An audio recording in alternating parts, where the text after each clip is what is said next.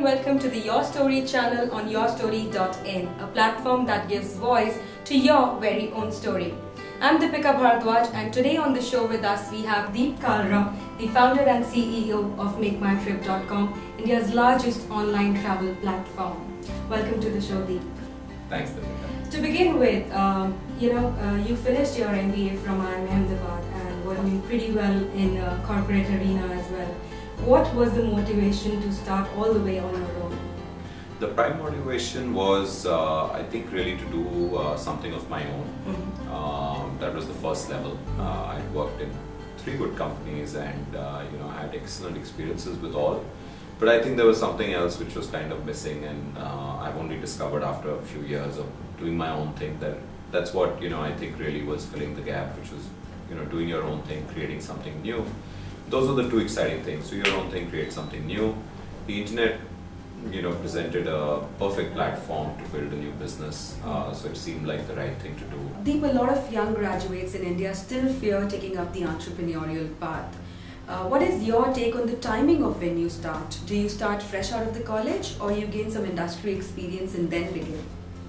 So I would always recommend that there's at least some amount of experience working in an environment. That being said, a lot of the best entrepreneurs in the world, particularly those on the web, have done it without any experience. Right. Most of them in the US and perhaps whether you look at Google, you look at Microsoft, you look at some of these, they've actually been almost dropouts. Well, right. Not in Google's case, but in Microsoft's case, they've done exceedingly well. I don't think that works for all. I think these have been specially talented and gifted people. I think it's those challenges that come at a later stage in the team building and the company building, you'd be much better prepared for them if you've actually worked earlier. I would by and large tell people, to perhaps a couple of good stints with 2 different companies, different kind of experience. You learn a lot from how large companies work. You learn a lot from superiors and seniors. And interestingly, I think you learn good things and bad things. Okay. You had a finance background, Deep, but you started in the travel industry. What were your learning experiences, and would you share some tips for the entrepreneurs who would want to make a start in a field which is not their forte? Right? Yeah, sure. I think one of the critical things to do is to pick an industry which is not too niche, particularly in India. Okay. And I think your business planning in terms of market estimation, how large this is going to be, that's super critical. I think you should get that right in the beginning and spend a lot of time on that. Okay. Because very often I'm meeting a lot of young and new entrepreneurs who are keen to jump onto entrepreneurship, which is very exciting. But sometimes they're getting into very niche areas, and I'm worried for them, and I do tell them that, listen, maybe it's too small to ever become large. So do your market sizing, do your estimation, get into something, then of course do a very, very frank assessment of what your skills are, what you can build with your product, with your technology, software, whatever it is, versus what's out there. Okay. So I think you need to do a very unbiased and rational assessment of barriers to entry. Okay. So, what if you have a great idea, but what will it take for someone to copy that? What will it take for an established larger player in a slightly related field to diversify into this and to crush you and kill you? I think these are something very realistic kind of assessments you need to do, and to actually play them out in terms of your move, next move. So it's all a game of war or chess, or whichever way you look at it, and you have to simulate some of these conditions. For an online business, turning a visitor into a customer is really a challenge. What, according to you, really helps in making that transition happen? Yeah, so that is really the crux of the matter. That is the holy grail of this business. Right. The e-commerce business or the online business is all about one. If you were to choose one metric you measure, I would choose conversion. So supposing someone put a gun to my head and said you can only measure one metric from now on, I would not measure profits, I would actually measure conversion.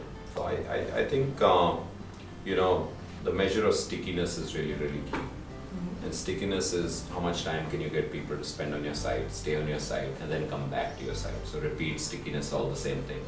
Which in turn is a function of how valuable and how useful and relevant your content is. And content could be pure writing and pictures, but in our case it could be how good is our content means how good is our inventory.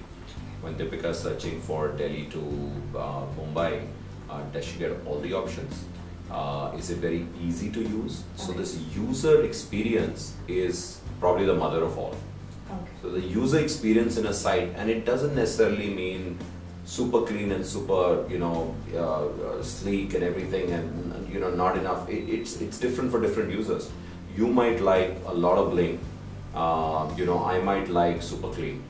But that doesn't matter. What matters is what does the typical customer want. So we do a lot of usability testing. The user experience means the lower the friction you face on one side, the more the chances of you coming back to that side. Feeling comfortable, feeling at home.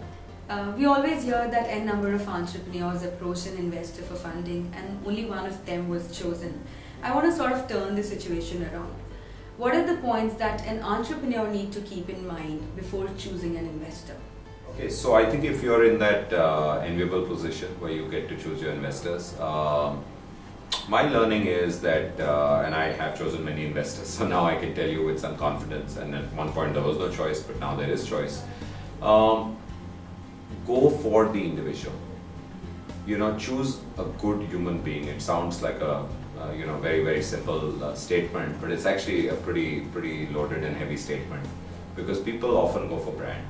Yeah. Don't go for brand, because you get carried away. The people with the brand may have their own tantrums, star tantrums, all kinds of things. Don't go for a hotshot big name as an investor. It doesn't matter. Actually go for a really bright person and a good person, and a person who is empowered within the company. So go for a partner who can call the shots. Some partners can't, because very often in some funds the shots are called back in the US. Go for a partner who, while sitting on your board table in a board meeting, can call the shots. So if you need to go ahead and make a serious investment somewhere, be it within the company or be it inorganic, an acquisition, someone who's going to bankroll you and back you up. And I think a good human being is important, because you level up and you become friends. I've by and large not gone for brand, not gone for the highest valuation. I've gone for the nice guys. I like quick decision makers. So I typically have gone for quick decision makers. Okay. A lot of investors tend to get into analysis paralysis. That's really bad. I mean, you don't want that kind of guy, because as entrepreneurial companies, you move really, you want to move fast. Okay. And you don't want people where they say, oh, wait for the next board meeting. So go for people who are like that, easy to reach, easy to approach. Okay. In the end, would you want to share some tips for the budding entrepreneurs? Okay, I try to summarize a lot of these, but that's what I feel. Of course, choose your field well and choose enough in, there needs to be a large enough field. Defensible business plan, competitive advantage very clear. Play to your strengths and play to other people's strengths. I think the whole paradigm in my mind has changed, where don't work on people's weaknesses. I mean, it's nice to alert them about it and know about your own weaknesses, but rather than focusing on that, flip it around. It's like that half glass, glass half full, glass half empty. Focus on people's strengths and put them in those kind of roles where they will bloom. Hiring, like I said, it's really critical to hire people who are, actually better than you in their own fields. I have no shame in admitting all my direct reports in their respective fields are much better than me. Otherwise, they won't get hired. If I know more than my CMO in marketing, then why am I hiring him? At a senior level, you need really, really good people out there. I think that's very important. So your core team, how you choose, whether they're co-founders, and, be liberal with parting with equity. I mean, play the big game. I mean, don't have those very, very amateurish dreams of being a big fish in a small pond. Doesn't work. That small pond is irrelevant. You have to be in the ocean. And if you have to be in the ocean, then, if you want to be a big fish there, then you need the right kind of partnership model out there, right kind of people to work with, and play for the big role. Don't be, limited in your vision. Think big. Thank you so much for talking to us, Deep. It was a pleasure talking to you. Thanks to you for joining us. We will be back with more. Keep watching.